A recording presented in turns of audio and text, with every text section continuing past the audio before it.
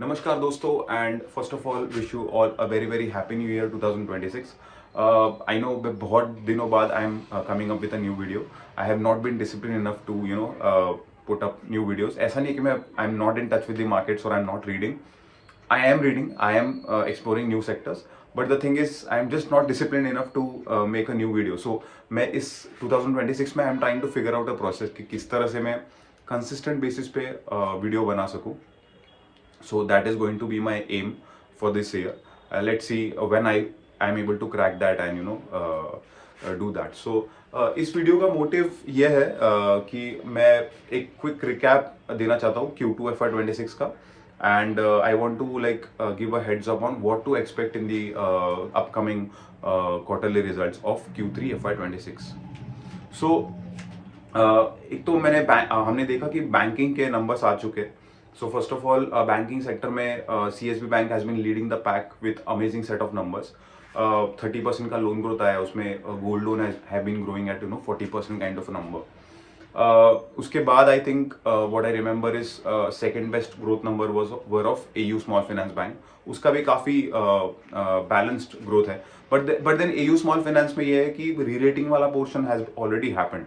Stock has already run up and the multiple has already re-rated to the kind of growth that it is expected to deliver.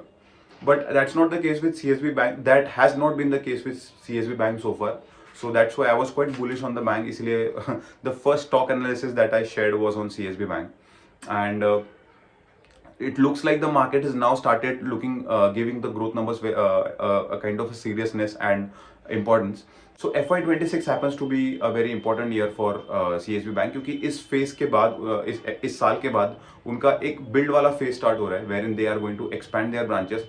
And जो existing branches है उनमें कहीं ना कहीं थोड़ा बहुत operating leverage का बेनिफिट हमको देखने को मिल सकता है.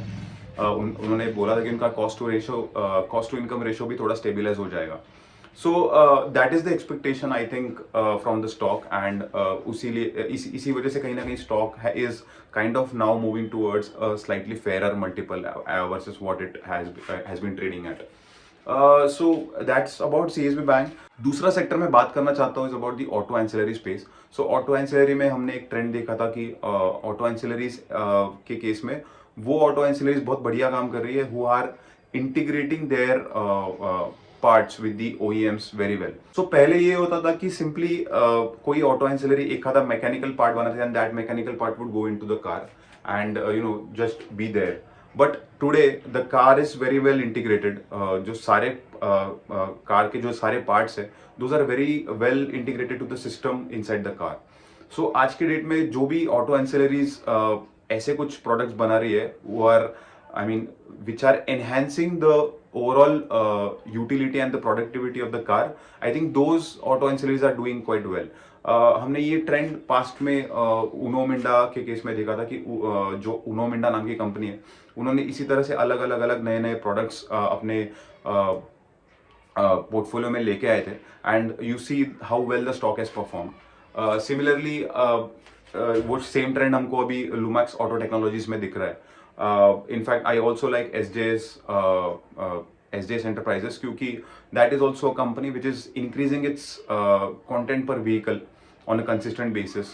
नए नए clients लेके आ रहे हैं, export market बढ़ाने की बात कर रहे हैं और नए नए acquisitions कर रहे हैं जिससे कि और अलग अलग products customer को दे सके.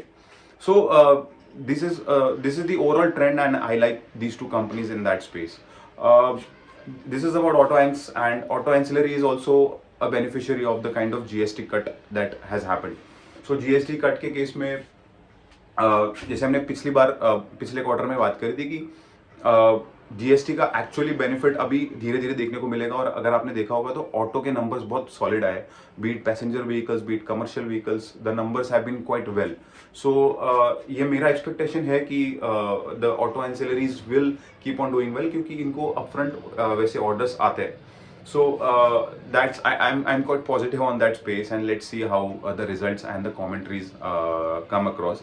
अब बाकी जो मैंने दो कंपनीज की बात करी, Lumax Autotech and SJS, those companies are anyways growing no matter what the industries are doing. So that's about auto ancs. बाकी एक जनरल कंज्यूमर स्पेस के बारे में तो यही है कि जीएसटी का अनाउंसमेंट हुआ था तब सितंबर के सिर्फ कुछ ही दिन बचे हुए थे. So then there was some inventory related issue and then there was a kind of a blockage into the system wherein there was a slight confusion into the system, और उसके चलते उनके जो सेल्स थे वो थोड़े block हो गए थे. अभी उसका बेनिफिट हमको Q3 के नंबर्स में होपफुली दिखना चाहिए.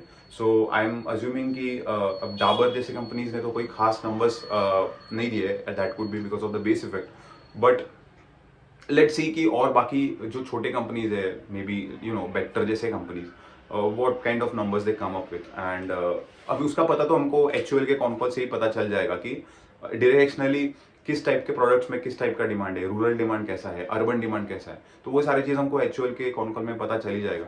सो I try to cover that as well. कुछ और सेक्टर्स भी पढ़े and I am hoping to make a video on those. So मैंने I recently read sector on luxury watches. तो उसमें 3 कंपनीज थे. One is your Timex, the other one is KDD limited which happens to be the manufacturer of key components of watches, वो जो export करते हैं. And then the third is Ethos. तो and Ethos and KDDL are related entities. KDDL happens to be the parent company of Ethos. तो मैंने ये सेक्टर भी पढ़ा है and I want to come up with video on that, and I like one of the 3 companies into this space. In fact, I also favor the valuation because generally I have a very key emphasis कि किस valuation पे हम लोग खरीद रहे हैं. तो I think the valuation also is quite reasonable in one of the companies. So उसके बारे में भी I'll come up with a video. बाकी एक प्री इंजीनियर बिल्डिंग नाम का स्पेस है. I haven't really dig deeper into that space so far. अब मुझे अभी पढ़ना है, बट मुझे बस सुपरफिशियली स्टोरी पता है कि क्या हो रहा है.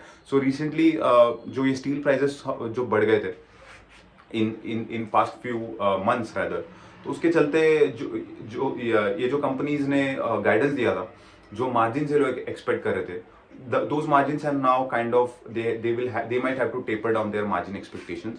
तो उसके चलते एक खासा करेक्शन देखने को मिला इन स्टॉक्स में, PEB सेक्टर में. इसके अलावा अगर मैं और किसी सेक्टर की बात करूँ तो हाँ, एक और सेक्टर जो मुझे बहुत अच्छा लगता है, दैट इज एरोमा केमिकल्स. उसमें there are 3 companies. One is your SH Kelkar, जिसके बारे में हमने आई थिंक पहले भी बात करी है. Then there is another company by the name of Privi speciality aroma. Then another companies by the name of oriental aromatics. So I like this space as well, क्योंकि ये स्पेस में स्पेशली प्रीवी के case में एंड इवन SH केड़कर के case में, SH Kelkar is at a very lucrative valuation. अब growth का पता नहीं है, although the management is saying कि ग्रोथ आ जाएगा. प्रीवी के केस में तो growth is already there, and just because suddenly recently एक ब्लॉक डील हुआ है, तो उसके केस में the stock had fallen quite a bit. तो that I mean for a very temporary phase that stock was at a very good valuation, and apparently it was a good time to kind of accumulate that stock if at all you have been tracking that stock for a long time. So एक वो sector है विच I really like. या I think that's it. तो मेरी कोशिश यही रहेगी कि आने वाले जो इंटरेस्टिंग रिजल्ट्स हो गए उसके बारे में मैं बात करूंगा.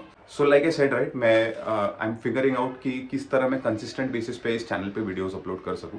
सो होपफुली वो तरीका बहुत जल्दी मुझे मिल जाएगा. But as of till then हम लोग इसी तरह से बात करते रहेंगे, और कोई भी ऐसा इंटरेस्टिंग रिजल्ट होगा तो definitely I am not going to miss talking about that result. So you can definitely expect videos coming going forward, and especially the ones जहाँ पे numbers बहुत अच्छे आ रहे हैं. हाँ, एक और स्पेस के बारे में बात करना रह गया, and that is the value retail space, जहाँ पे the companies like V2 Retail, Bazaar Style Retail, those are also coming out with interesting numbers. Another sector which I again forgot is jewelry space. Again वहाँ पे भी momentum has continued. Although उनके Q3 के numbers अभी आए नहीं है, but I am quite hopeful कि उनके एंड से भी बहुत अच्छे नंबर्स आएंगे. In fact the only update that I have as of now is that these guys are on track in terms of opening the new stores. And ये तो सच्चाई है कि काफ़ी सारी growth is coming due to the gold I mean the value growth, क्योंकि gold के prices काफ़ी बढ़ चुके हैं. सो इस तरह से इन कंपनीज के मार्जिन्स में इनको इसका फ़ायदा होता है. Couple of sectors more. Commercial vehicle is another space which is showing very interesting numbers. Again I miss talking, जब मैं FMCG की बात कर रहा था तो पिछले क्वार्टर में आई रिमेंबर मैंने डेयरी स्टॉक्स के बारे में बात करी थी.